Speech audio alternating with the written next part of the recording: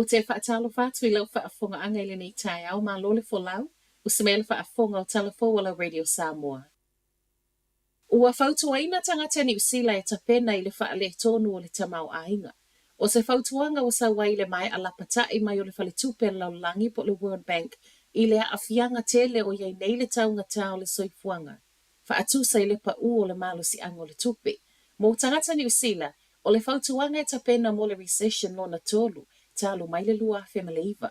Ua mau fo I wha maunga, e le o tu mama I nei tanta kiwi le whaalu o tupe I whaatau ngai pe o na mole maui nei le urua I vaiaso o le nei tausanga. E tasi tesi yono pasene, e mawalunga tuai tupe whaalu, nai lo le periota lava lea o le lua afe lua lua.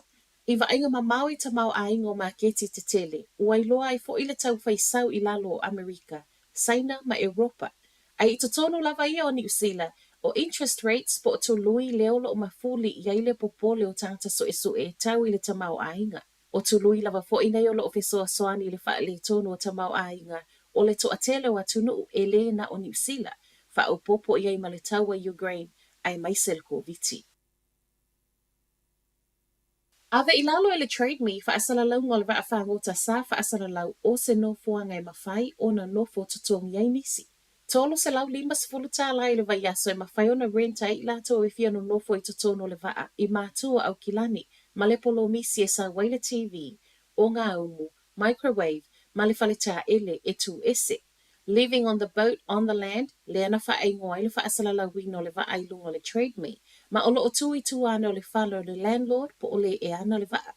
O se whaasala launga na le fia iei le to a tele ma whai tio, e le o wha amalie I nai tū la fono o loo aia I ai whale saunga le mu. A o nisi o le taunga tā o le tolu se lau limas fultala I le vaiaso, a o le eno nofo I tutono le waa.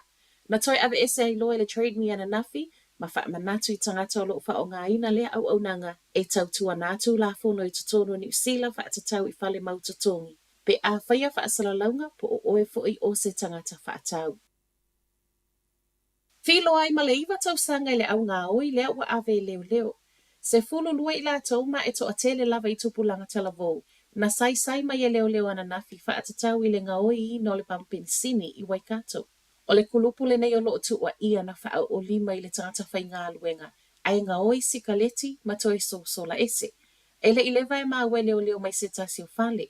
Ma ele ngata o le ana sai mai ai. Ai na maa wa mai ei fo I ma le tele o le sikaleti ngā oi. Whaatase ma masini tupe o fale o loa. Mai le sefulu lua I lato, o le toa sefulu e mai le iwa tausanga I le sefulu lima, ma o le ua tutu la isi I lumo le whaamasinonga o tupulanga talavou. Ma liu whaafua se ile tina e moe I lungo le awala po o le e le aiso na ainga. O le tai awana nafi na vave ane aisu I o le ofisa o leo I ma liu whaafua se I o le tina I le taulanga I au kilani. Mai mai ala tau so e ngai le o yaini masala salonga I le umai o lona soifua. Ai I wha maoninga le City Mission o le ua maliua se tina safi soasoani I ai, pea ma le lua tausanga, ma o se tasi fo I Samoa I au wala o le taulanga. O se wha anoa noanga le City Mission, le tala o sau ua umalo na ola. Ma tala muli, taponia le mall ai umane o le whana mea ta alo ma le anga ese. O le ana wha asātanga wha atau le mola Johnsonville o le Wellington ne mo sina taimi, ma na wha upenga ina fo I leo a o tali atuai I reporti ana nafi. Na maua leo lea tangata ma e wha apea o le whana mea ta alo, ma le anga ese lea sa ia umia. Na ave ese mai iloa leo le tama fast fulutasi tau sanga le matua, ma ilona mo lianga wa iei nei o le umia o se a upenga. E tula I lumo le whaamasinonga I le asonga fua o le vai aso asau. O tala nao le nei tai au. Manuia le aso. Fai me alo fai ai.